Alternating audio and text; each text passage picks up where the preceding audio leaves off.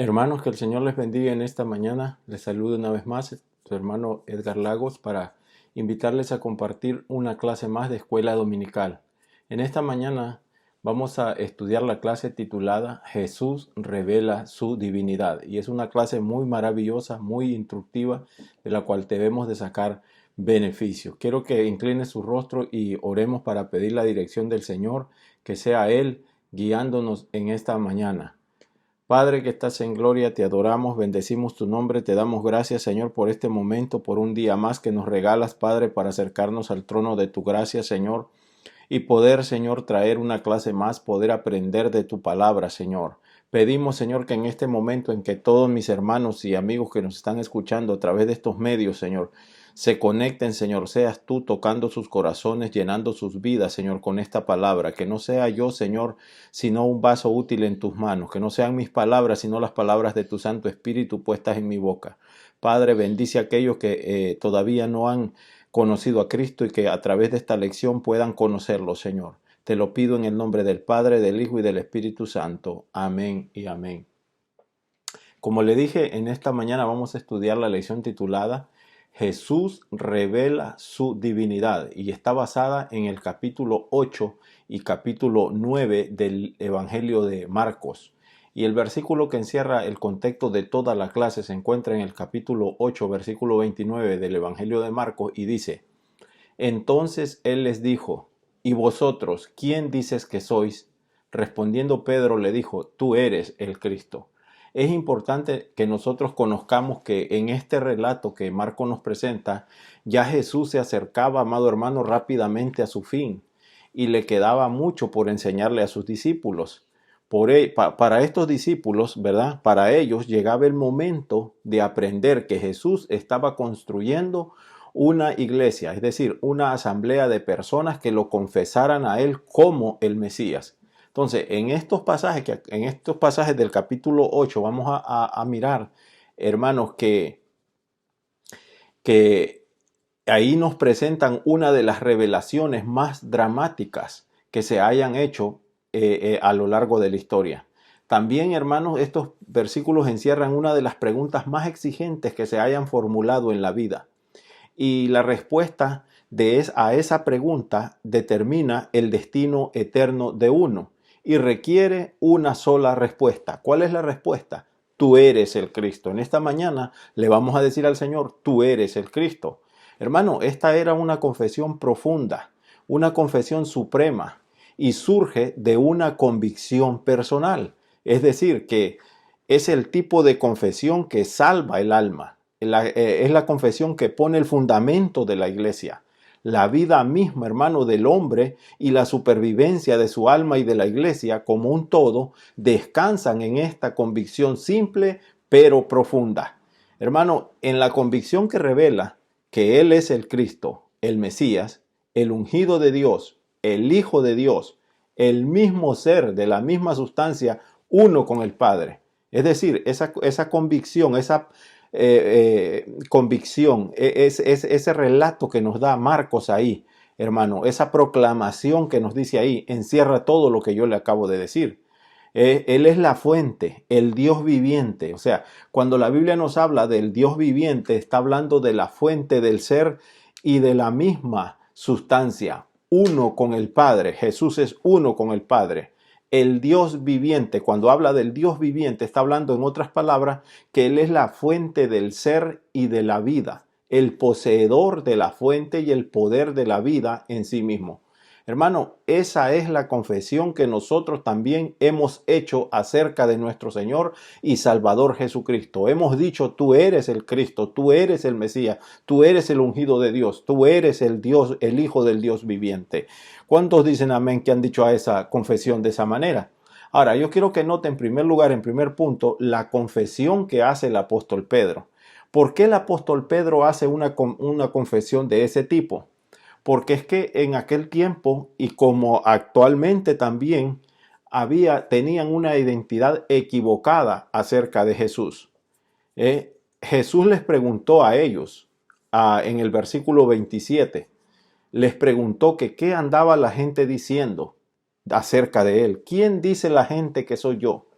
Pero en el versículo 28 de capítulo 8 de Marcos, los discípulos responden a la pregunta que Jesús hace.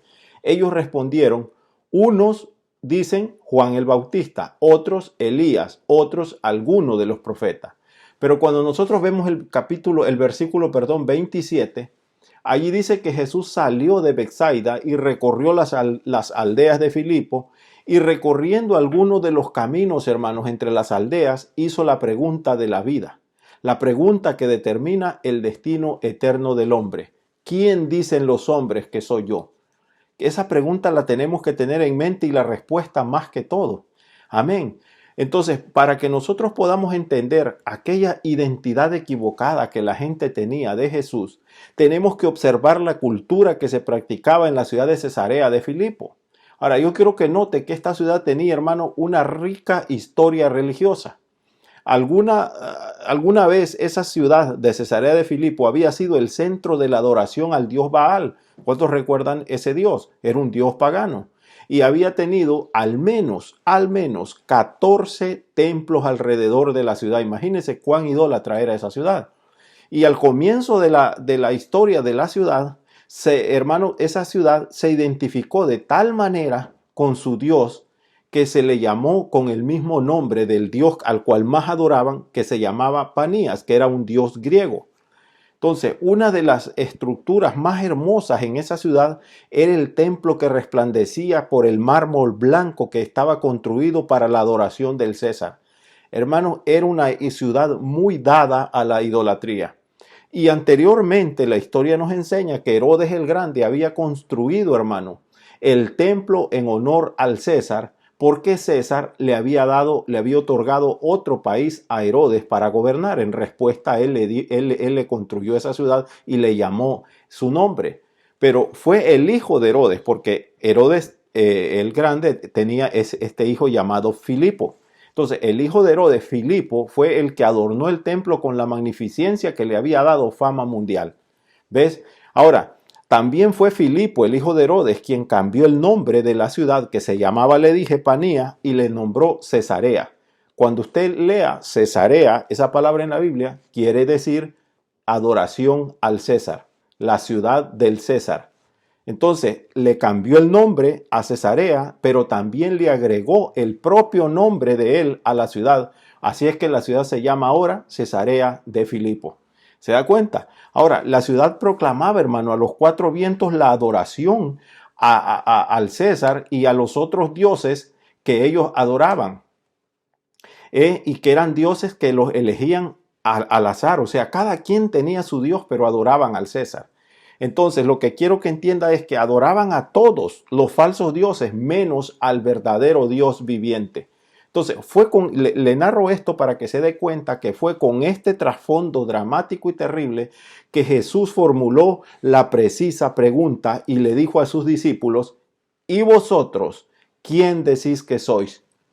Ahora, yo quiero que entienda también que fue en presencia de ese fondo religioso que Pedro, el apóstol Pedro, hizo un gran descubrimiento y una gran confesión. En respuesta a la pregunta que Jesús le hace, en medio de ese dramático clima de falsos dioses, hermanos, de idolatría, Pedro da la gran respuesta y dice a Jesús, Jesús es el Cristo, el verdadero Mesías.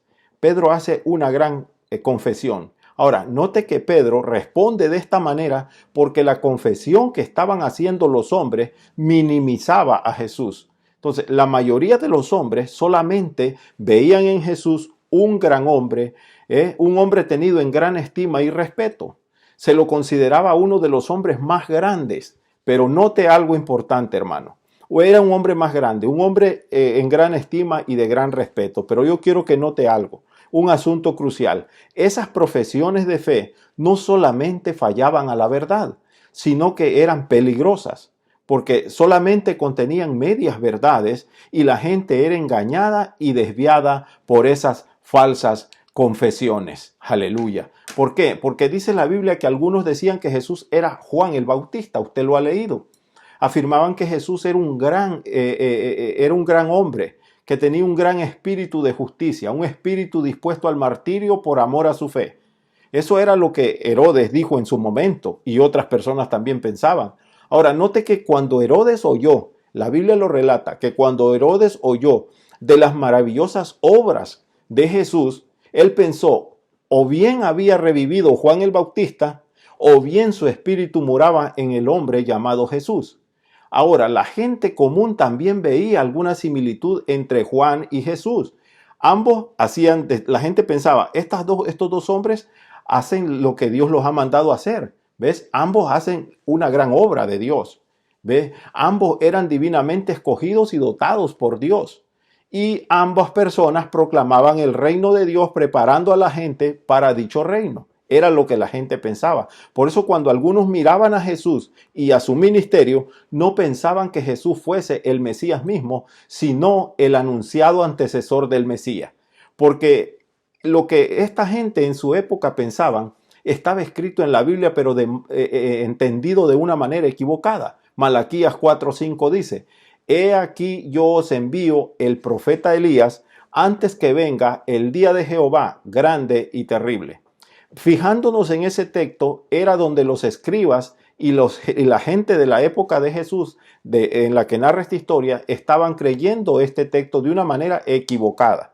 Porque por eso es que algunos, en segundo lugar, decían que Jesús era Elías. Unos Juan el Bautista, respondieron los discípulos. Otros decían Elías. ¿Por qué? Porque afirmaban que Jesús era el más grande de los profetas y maestros de todos los tiempos. Y sí lo es. Pero no solamente es eso, no se queda ahí. Entonces, así se lo consideraba a Elías en su época, igual como lo estaban considerando a Jesús. Estaba anunciado, hermano, que Elías sería el antecesor del Mesías que vendría. Y hasta el día de hoy, ese tipo de cultura en los judíos prevalece, porque ellos están esperando que Elías retorne antes del Mesías. Fíjese que si usted nota y estudia las historias del pueblo de Israel, del pueblo judío, va a notar que en la celebración de la Pascua siempre conservan ellos una silla desocupada. ¿Para quién cree que es? No es para Jesús ni para el Mesías, es para Elías, porque creen que Elías tiene que venir primero antes que el Mesías. Así que Elías también, hermano, había sido usado por Dios para alimentar milagrosamente a una viuda. Ustedes conocen la historia, a la viuda y a su hijo. Por eso es que la gente relacionaba el milagro de Elías con la alimentación de la multitud que obrada por Jesús. ¿Ves? Es por eso que lo relacionaban. Uno no debe de relacionar una cosa con la otra, debe de indagar para llegar a la verdad. Ese era el error grave que tenían esta gente en aquella época y aún en nuestros días lo hay. Pero dicen los discípulos, le respondieron a Jesús también en tercer lugar que otros decían que Jesús era alguno de los profetas, ya sin nombre, pero alguno de los profetas, porque afirmaban que Jesús era un profeta enviado al tiempo de ellos. Creían que era uno de los grandes profetas que había revivido o uno en quien moraba el espíritu de un gran profeta. Ahora, note usted que en cada una de las generaciones existen las mismas confesiones falsas acerca de Cristo. Muchos hoy día piensan que solamente fue un gran hombre de justicia martirizado por causa de su fe. Así lo miran. Y como tal, nos deja un gran ejemplo de cómo vivir y defender lo que nosotros creemos. Otros creen que fue uno de los mayores maestros y profetas de todos los tiempos. Ahora, por tener esa ideología acerca de Jesús, es que lo miraban como lo narra el Evangelio de Marcos, capítulo 6, versículo 3. Por tener esa ideología tan raquítica del Mesías, lo miraban. Fíjense cómo lo miraban. Versículo 3, capítulo 6 de Marcos. Ellos decían, ¿no es este el carpintero, hijo de María, hermano de Jacobo, de José, de Judas y de Simón? ¿No están con nosotros sus hermanas? Y se escandalizaban de él. Esa era la imagen que tenían de Jesús. Por eso es que lo calificaban como los calificativos que yo le acabo de dar. ¿Ves? No lo miraban como el Mesías. Pero ¿sabe por qué decían esto? Porque poco les interesaba conocer de Jesús, como a muchos hoy en día poco les interesa conocer de Jesús y por eso no tienen el discernimiento espiritual para hablar de Jesús y hablan equivocadamente y creen equivocadamente de Jesús. Porque si ellos lo hubieran llegado a conocer realmente quién era Jesús, se hubieran dado cuenta que realmente era el Mesías prometido de Dios. Por eso es importante, hermanos, que nosotros conozcamos la verdad para no cometer el mismo error que cometieron nuestros antepasados y que tiene consecuencias eternas. Por lo tanto, como dice el segundo versículo, el segundo punto, debemos de conocer la verdad sobre Jesús. Como los discípulos en su momento, algunos respondieron de manera clara y contundente. Así debemos de conocer a Jesús nosotros para responder con la verdad a la mentira que el diablo le da al mundo. Versículo 29 del capítulo 8 dice, ¿cómo es que conocieron la verdad? Entonces él les dijo, y vosotros, note que ahora la pregunta no va hacia la gente de afuera, va hacia nosotros, hacia los de adentro. Y vosotros, ¿quién decís que sois? Respondiendo Pedro, le dijo, tú eres el Cristo. ¿Cuántos dicen amén? Que Él es nuestro Cristo, nuestro Mesías, nuestro Salvador. Aleluya. Ahora, note que la confesión de Pedro acerca de la verdad de quién es Cristo no nace de la sabiduría humana, sino de la revelación misma de Dios. Porque la mayoría de la gente, hermano, no objeta, es decir, no contiende en cuanto al Mesías. No objeta ninguna idea acerca de un Mesías. Es decir, cuando hablo de Mesías, de un libertador, de un salvador, de un proveedor y de un protector. Porque la mayoría de la gente, hermano, quiere un líder que dé lugar a una sociedad perfecta, con justicia social y abundancia para todos, a quien no le gusta. Lo que los hombres quieren es un Mesías que se adapte a los deseos y pasiones y a las estructuras de poder del mundo de ellos, del poder político. Ese es el Mesías que ellos quieren. O sea, ese es el tipo de Mesías de los hombres. La gente quiere tener, hermano, sus estómagos bien llenos, sus cuerpos bien vestidos y tener vivienda, tener comodidad. Eso, hermano, quieren ver sus urgencias satisfechas. Ese tipo de Mesías es el que ellos esperan. O sea, quieren las buenas cosas de este mundo. Ahora bien, si un Mesías puede darlas, los hombres están listos y dispuestos a aceptar ese Mesías. Pero note usted, Jesús procuró deliberadamente que sus discípulos vieran al Mesías de Dios y no al Mesías de los hombres, que era lo que estaban esperando y sigue esperando el pueblo de Israel. Tenía que asegurarse de que ellos, hermanos, entendieran el camino de la salvación. Quería que supieran que Dios buscaba victoria sobre la muerte y una vida que dure eternamente, no simplemente 70 o más años. Una vida eterna, gloria al Señor. ¿Cuántos le dan gloria al Señor? Ahora, el Mesías de Dios y la salvación no eran conforme al modo del poder político y del placer de la humanidad entera. Por esa razón es necesario que nosotros conozcamos y entendamos bien lo que se nos enseña en nuestras iglesias y que no solamente nos quedemos con lo que nos dicen. Tenemos que ir a la palabra de Dios para que nosotros podamos cotejar, hermanos, y a ver qué nos dice la palabra de Dios, asegurarnos que esa que nos lo dijeron allí es la verdad. Porque note que la confesión de fe es solamente el comienzo, hermanos, de nuestra peregrinación espiritual por este mundo. Hay mucho que estudiar y aprender acerca de Cristo. ¿Cuántos dicen amén? Porque una vez que lo hemos conocido personalmente, es necesario que nosotros, hermanos, indaguemos más, como él mismo lo enseñó, escudriñando las Escrituras. Hay mucho que estudiar. En primer lugar, es necesario que seamos precisos en lo que estudiamos. No en cualquier instituto bíblico, en cualquier iglesia, en cualquier escuela dominical.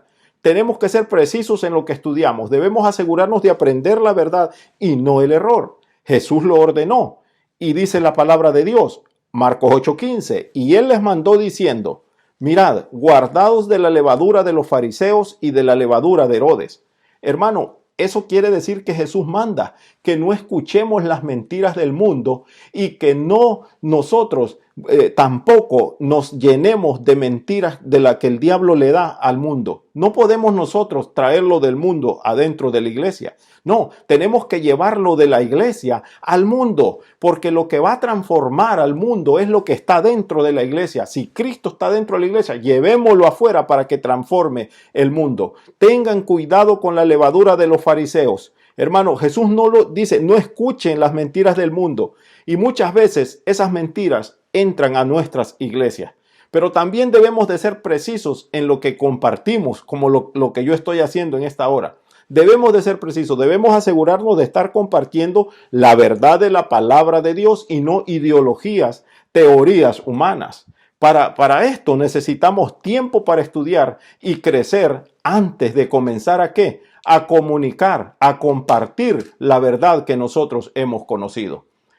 Para esto necesitamos tiempo, hermano. ¿Y por qué? Porque si usted se fija, los discípulos le respondieron a Jesús lo que la gente andaba diciendo.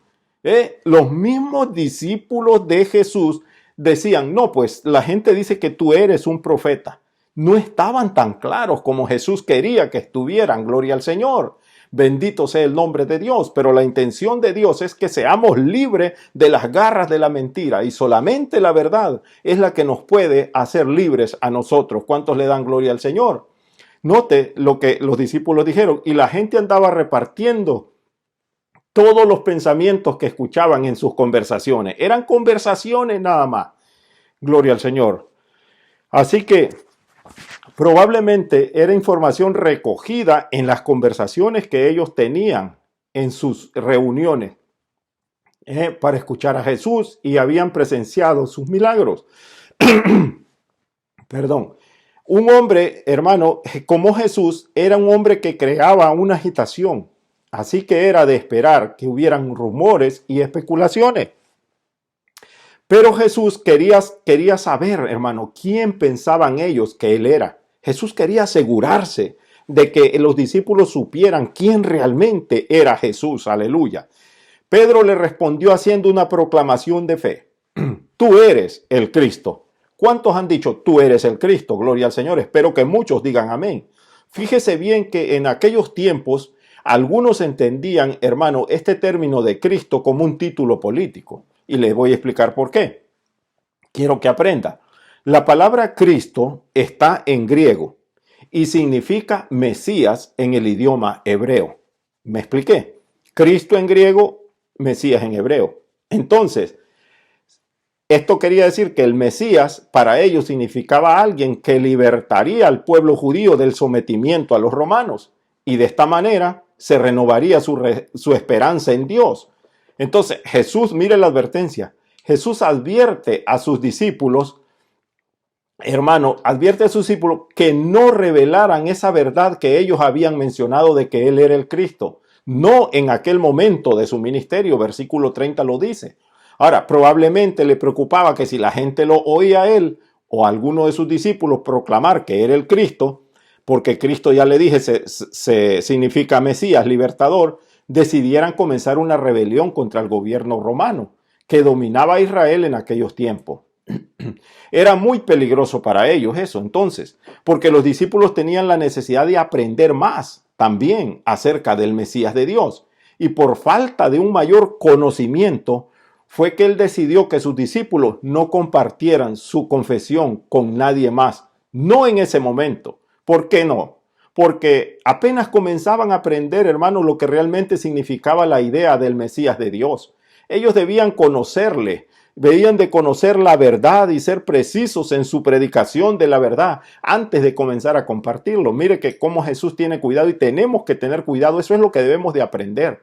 Entonces, si lo hacían de inmediato, podían hacer un daño irreparable difundiendo un concepto falso del Mesías. Jesús tenía que protegerlo ante del error, ante semejante error. De aquí que nace la pregunta, ¿quién dice la gente del mundo que es Jesús? ¿Ves? Porque él quería estar seguro. Y abundan muchas teorías acerca de la vida y muerte y resurrección de Jesús en nuestros días. Aún hoy en día, hay personas que piensan que solo fue un profeta o un buen maestro. Sin embargo, la gente necesita llegar a conocerlo como el Cristo, el Hijo del Dios viviente que vino a morir por sus pecados para que ellos pudieran llegar a tener una propia relación personal con Dios. Alábele que Él vive en esta mañana. Noten en segundo punto que Jesús predice su muerte. Y Jesús predice su muerte en primer lugar cuando va camino a la cruz. Versículo 31 del capítulo 8 dice así, y comenzó a enseñarles, esto es interesante, comenzó a enseñarles, hermanos, que era necesario que el Hijo del Hombre padecer mucho y ser desechado por los ancianos, por los principales sacerdotes y por los escribas, y ser muerto y resucitar después de 3 días. Note qué interesante esto que acabo de leer, ¿eh? Y comenzó a enseñarles. Fíjese usted que los discípulos acababan de hacer la profunda confesión de que Jesús era el Cristo, el Mesías, el Hijo del Dios viviente. En ese momento Jesús, hermanos, comenzó una nueva etapa. Comenzó a adoctrinarlos en cuanto al camino del Mesías de Dios, porque el Mesías de Dios no era el Mesías del hombre, ya se lo expliqué, como lo enseñaban en los versículos 27, porque hay diversas cosas. Note usted lo que yo quiero que usted entienda. En el versículo 27 hay una frase que nos dan la pauta para que nosotros entendamos la enseñanza que Jesús le estaba dando a sus discípulos, la diferencia que él quería que hicieran entre el Mesías de los hombres y el Mesías de Dios. Note la frase, comenzó a enseñarles. Qué importante, es importante, porque eso quiere decir que desde el momento de la profunda confesión de que Jesús es el Mesías, que lo hicieron los discípulos y que incuestionablemente es el Mesías, ocurrió algo significativo. Una nueva etapa estaba siendo inaugurada. Jesús reveló con un poderoso impulso, hermano, que el Hijo de Dios había llegado a la tierra. Él es el Hijo del Dios viviente. ¿Y cuál fue la revelación más profunda? Que ese Hijo del Dios viviente sería muerto y que resucitaría de entre los muertos al tercer día. Hermano, nunca había ocurrido algo semejante a eso y nunca volvería a ocurrir. O sea, que haría historia.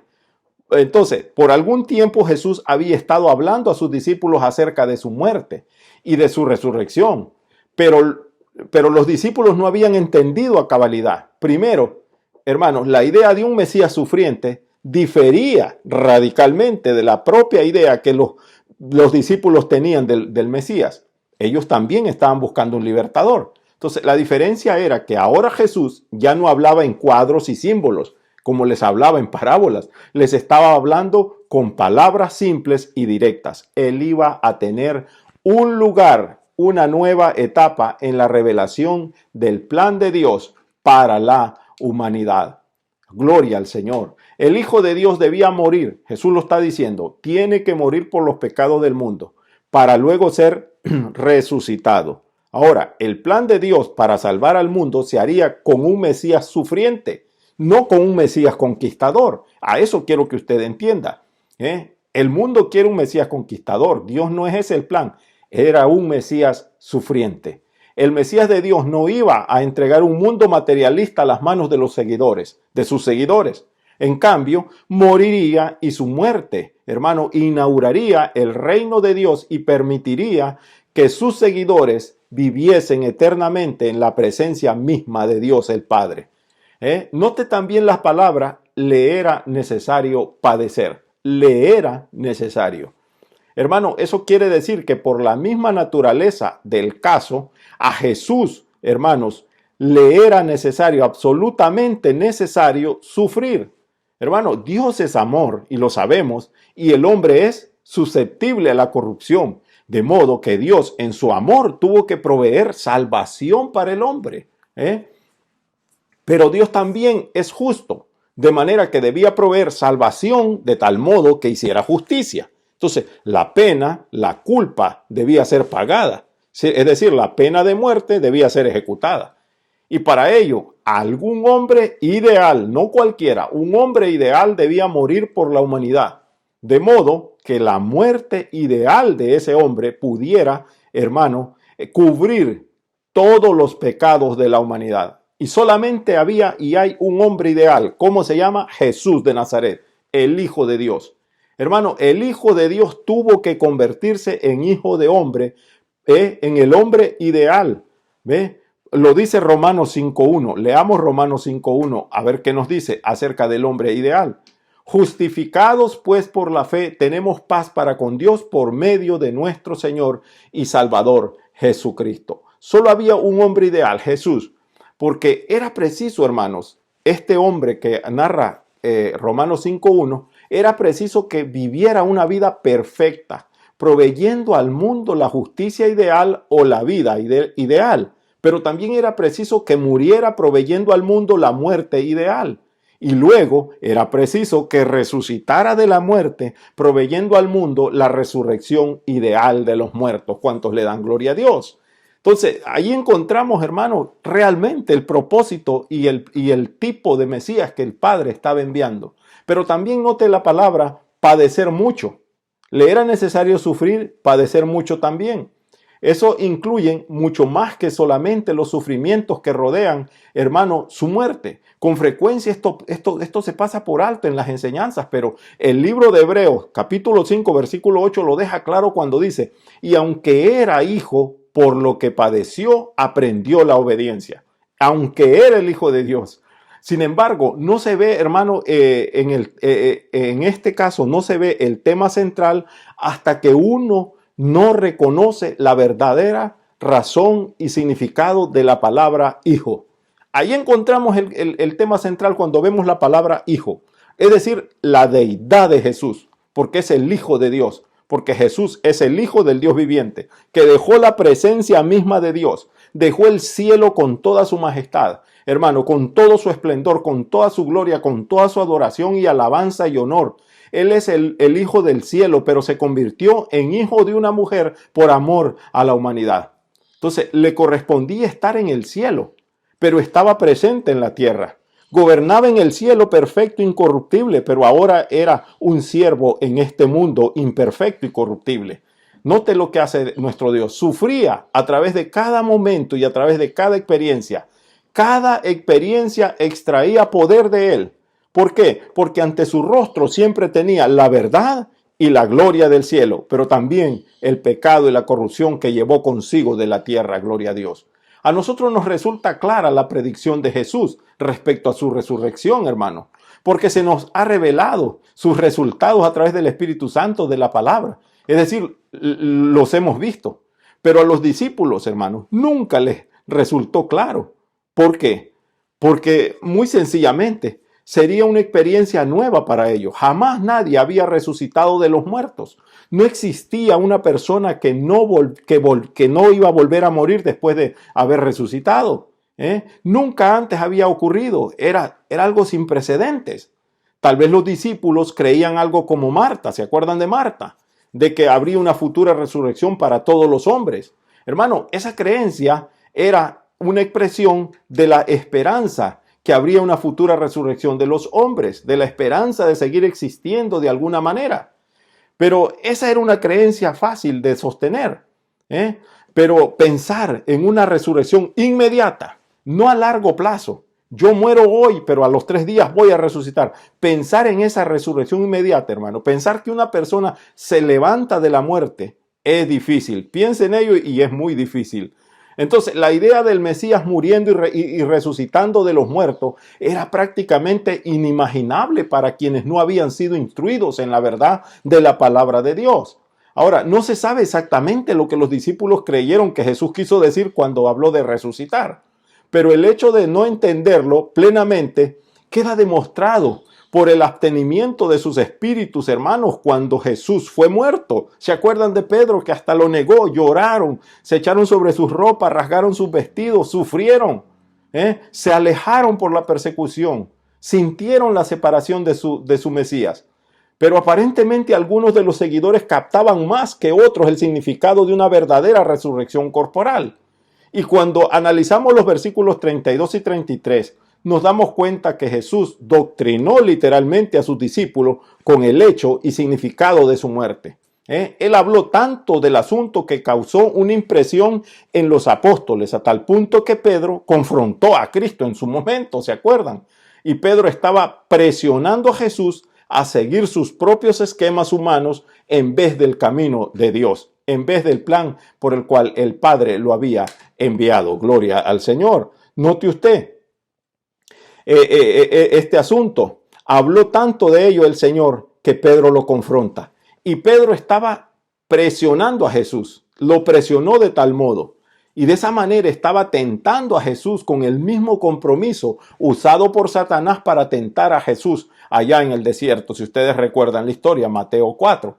Ahora, Pedro era celoso de Dios, pero estaba equivocado. y errado en el celo que él sentía. No entendía que Dios planeaba salvar al mundo mediante la muerte de su Hijo. Ahora, note que el comportamiento de Pedro muestra el camino del mundo. Es la mente natural, el hombre carnal, el hombre que sencillamente se rebela y rechaza la idea del Salvador sufriente que muere por los pecados del mundo. Un Salvador sufriente que demanda el mismo sacrificio y la misma negociación de parte de sus seguidores. En otras palabras, hermanos, la idea que el hombre tiene de Dios y del plan de Dios para el hombre se ve en tres conceptos por lo menos que quiero que estudiemos en esta mañana. Y dice la Biblia, algunos piensan que la senda de la vida es un amor indulgente. Y yo quiero que entienda eso. Otros creen que el triunfo y la victoria, el poder y el reinado supremo son el camino de Dios. Esta era la idea que tenían la mayoría de los judíos en tiempos de Cristo. Ese era el concepto que Pedro tenía del Mesías. El hombre natural, hermano, es de Satanás, no es de Dios. Jesús llamó a Pedro Satanás. Y Satanás, esa palabra quiere decir adversario. Ahora, llamar a Pedro Satanás a su discípulo era severo, pero era una severidad necesaria, porque Pedro estaba tratando a Cristo con la misma tentación que Jesús había enfrentado en el desierto a Satanás.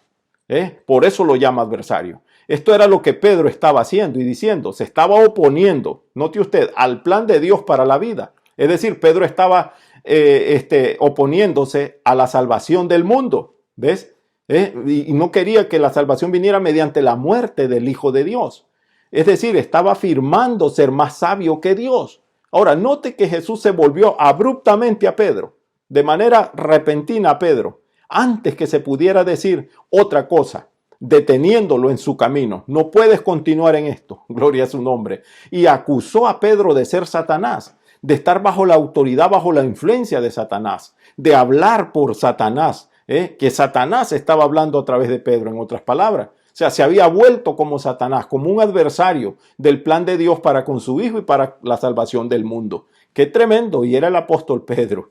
Ahora, el hombre natural también, en cuarto lugar, pone su mente en las cosas materiales. ¿Por qué le digo eso? Observe las palabras de Jesús hacia Pedro. No pones la mirada en las cosas de Dios, sino en las de los hombres, le dijo al apóstol Pedro. Eres un hombre natural. No, nosotros vamos a ser hombres espirituales. Ahora, la muerte de Jesús revela, hermanos, la auténtica naturaleza del hombre, una naturaleza que usa el razonamiento natural y carnal en lugar del razonamiento espiritual. Esa es la naturaleza del hombre. Lo más importante que Jesús quiere que nosotros aprendamos en esta mañana es que Él fue tentado a pasar por alto la voluntad de Dios del Padre para su vida, hermano, y note que la tentación vino a través de un discípulo y del más cercano. Entonces, ¿eso qué quiere decir? Que con frecuencia somos tentados a pasar por alto la voluntad de Dios y desafortunadamente, hermanos, la tentación con frecuencia viene de nuestros mejores amigos, de nuestros hermanos. Y pueden estar bien intencionadas sus deseos.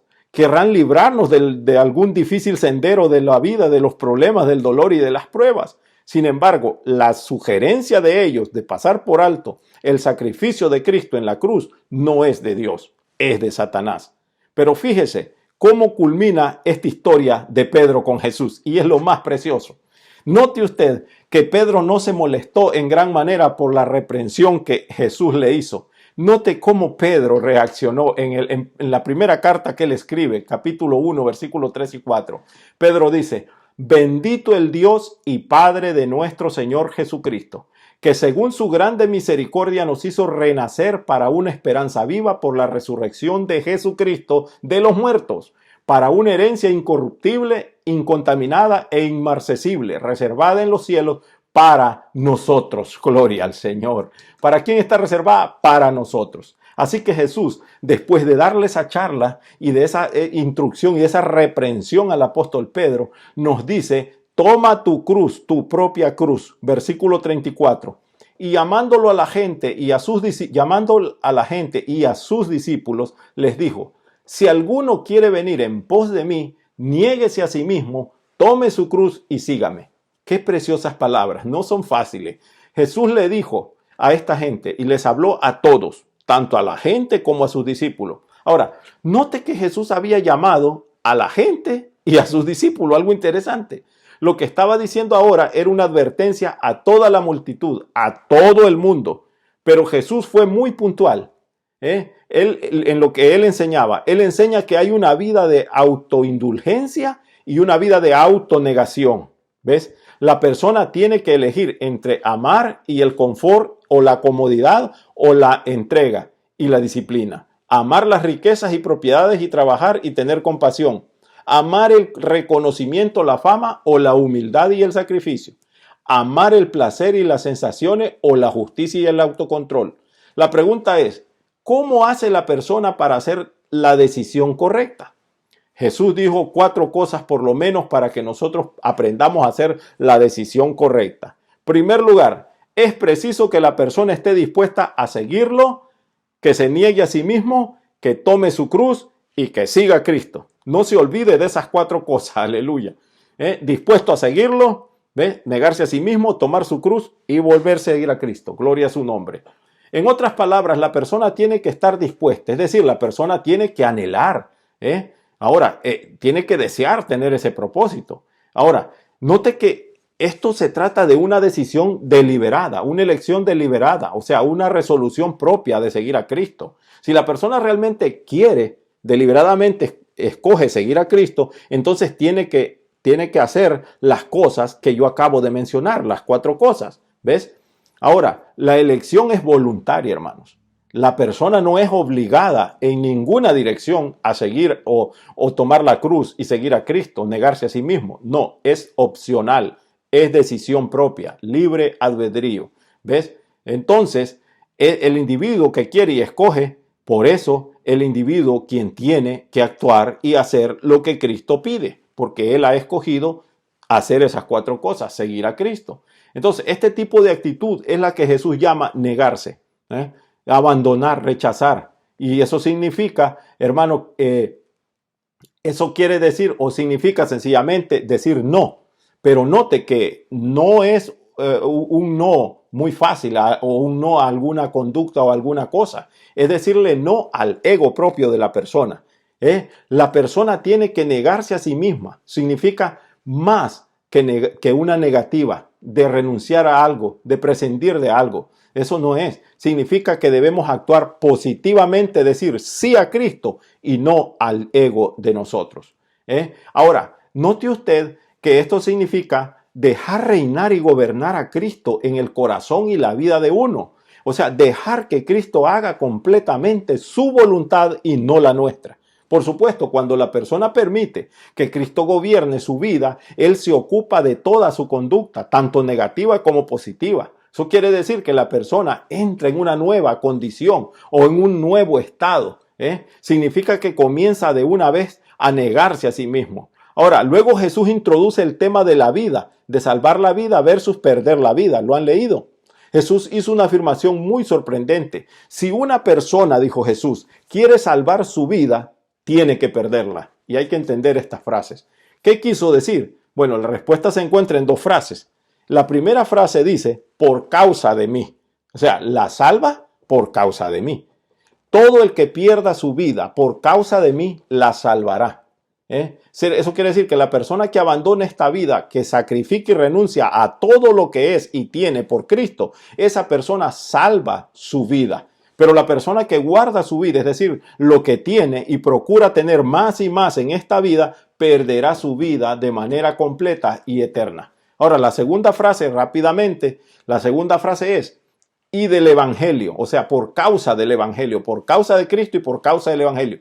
Todo el que pierda su vida por causa del evangelio, la salvará. Y grabes esas palabras. La persona que abandone esta vida, que sacrifique y entrega lo que tiene y es, por el evangelio, salvará su vida. Pero la persona que guarda su vida y todo lo que tiene y se niega a servirle al Señor, dice la palabra, dijo Jesucristo, y procura tener y proteger a sí mismo y a su familia, excepto del sufrimiento y las necesidades de este mundo, esa persona perderá su vida.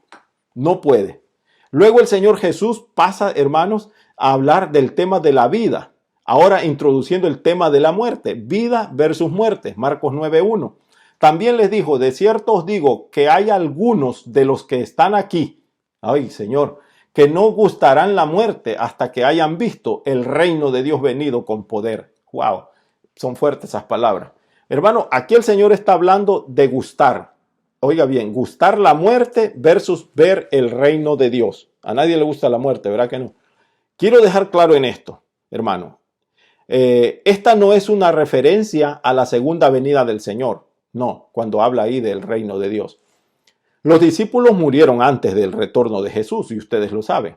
Es más que probable que se refiriera ahí a la victoria del Señor sobre la muerte y del infierno, que Él tuvo lugar eso en la cruz del Calvario y en la resurrección al tercer día. Entonces se refiere al gobierno y reinado del reino de Dios que tiene lugar en el corazón dentro del creyente, al gobierno y el reinado del Espíritu Santo. Cuando el Espíritu Santo viene a residir en el creyente, en otras palabras, el hombre o bien experimenta la muerte o ve el reino de Dios con poder. Gloria, yo quiero ver el reino de Dios con poder. Bendito sea su nombre. Y en tercer y último punto, quiero hablar de la transfiguración. Jesús después mire que les explicó todo a los discípulos. Ya lo ha venido, no lo voy a repetir. Pero ahora toca el tema de que Jesús se transfigura en frente de sus discípulos. Aquí está demostrando en primer lugar la aprobación del Padre. Versículo 2 del capítulo 9 de Marcos.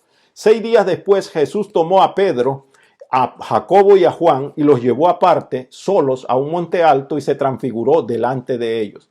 Fíjese usted, note lo que voy a decir. El propósito de la transfiguración, hermanos, era revelar la gloria del cielo en la tierra. Porque esta gloria del cielo fortalecería a Jesús al llevar la cruz y fortalecería a sus discípulos en su fe de que Jesús era el Mesías de Dios. Tenía ese propósito. Ahora, la transfiguración no solamente fortalecería a los discípulos, porque si hacemos un estudio cuidadoso de este evento, fortalece la fe de cualquier creyente en cualquier época, en el Señor, en nuestra época también. Gloria al Señor, porque es la gloria de Dios derramada, que nosotros la podemos experimentar a través del Espíritu Santo.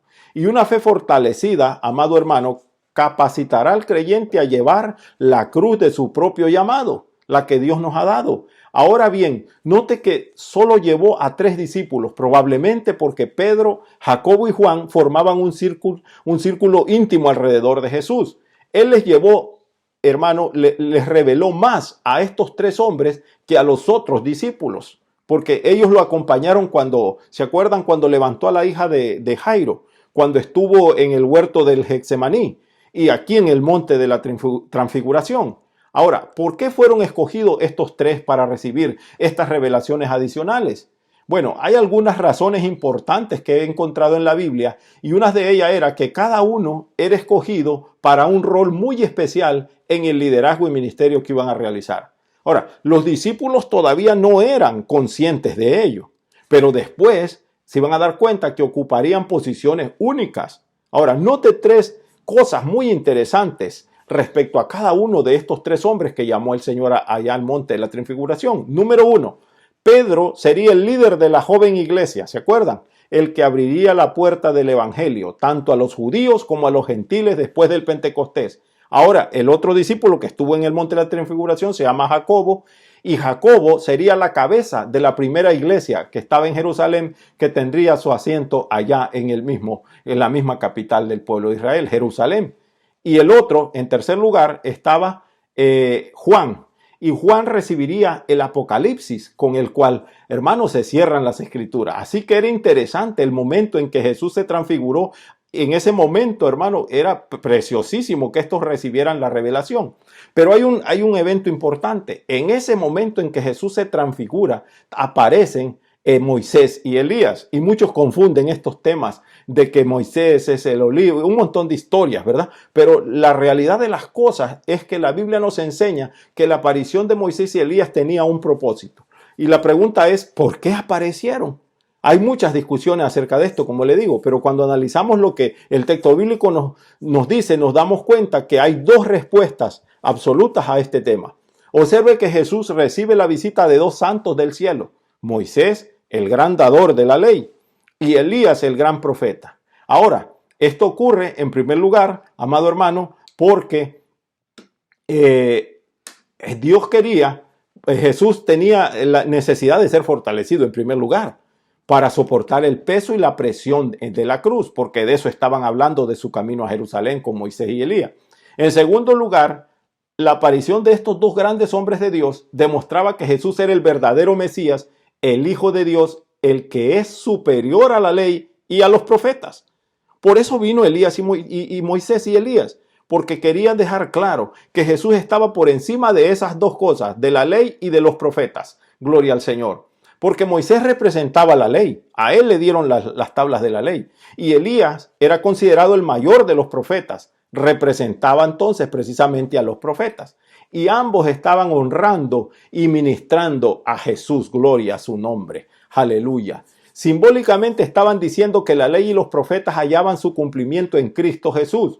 ¿Ve? Que Jesús es de quien habla la ley y los profetas. Él es a quien señalaba la ley y los profetas. Ahora iba a cumplirse el antiguo pacto. Jesús lo reemplazaría inaugurando un nuevo pacto. También, hermanos, quiero que entiendan que la transfiguración fue una experiencia real, activa. No fue una ilusión, un sueño, no fue un reflejo del sol, porque dice la Biblia que el propio rostro de Jesús resplandecía. La gloria resplandecía, la gloria de Dios, hermano, era la gloria que estaba resplandeciendo de manera natural en el cuerpo y el rostro de nuestro Señor Jesucristo. Pero también debemos de saber algo importante, de que no, hermanos, no era toda la gloria de Dios lo que resplandecía a través de Jesús, porque jamás persona alguna puede permanecer en la gloria plena de la presencia del Señor. El mismo Dios lo dice, al menos no con este cuerpo físico, con este cuerpo actual físico como estaban los discípulos.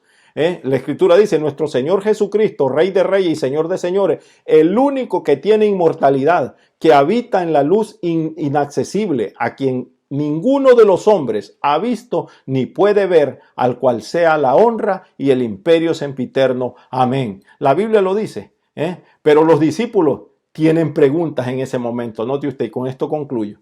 Marcos 9:11. Y le preguntaron diciendo, ¿por qué dicen los escribas que es necesario que Elías venga? Hermano, la transfiguración proveyó una oportunidad singular para discutir la naturaleza mesiánica de Cristo. Jesús mandó a sus discípulos a no contar a nadie la experiencia que habían vivido hasta que Él hubiese resucitado de los muertos. O sea, la referencia a resucitar de los muertos los impulsó a preguntar lo que quiso decir, porque acababan de presenciar su gloria y de ver a Moisés y a Elías con Él. Pensaban que ahora establecerían su reino y que ahora reinaría en gloria. Entonces, ¿por qué se fue Elías? Los escribas enseñaban que Elías tenía que venir antes que el Mesías se estableciera su reino aquí en la tierra. Cristo respondió a los discípulos y corrigió el concepto, hermanos, que desde siempre habían enseñado los escribas. Primero, las escrituras no enseñan que Elías tiene que venir primero y restaurar y preparar todas las cosas. Segundo, las escrituras también enseñan que el Mesías tiene que morir. Y era eso lo que estaban pensando, pasando por alto los discípulos y toda la gente. Y en tercer lugar, Jesús les enseña que Elías ya había venido, haciendo referencia a Juan el Bautista. Ustedes pueden leer eso en la Biblia. Esto nos deja claro, hermano, que Jesucristo es el Mesías. ¿Cuántos dicen amén? Jesucristo es el Hijo de Dios, el Hijo del Dios viviente. Así que la fe en Él es absolutamente esencial para que nosotros podamos pasar una vida eterna juntamente con Él. Y concluyo con estas palabras. Aprendamos que la verdadera o la verdad sobre Jesucristo, su identidad, sus enseñanzas y lo que ha hecho por nosotros nos llama a la acción. Debemos de actuar. Él dio su vida por nosotros y nos llama a un compromiso total con Él. Hermano, la que Él ofrece vale cualquier sacrificio que estemos llamados a hacer.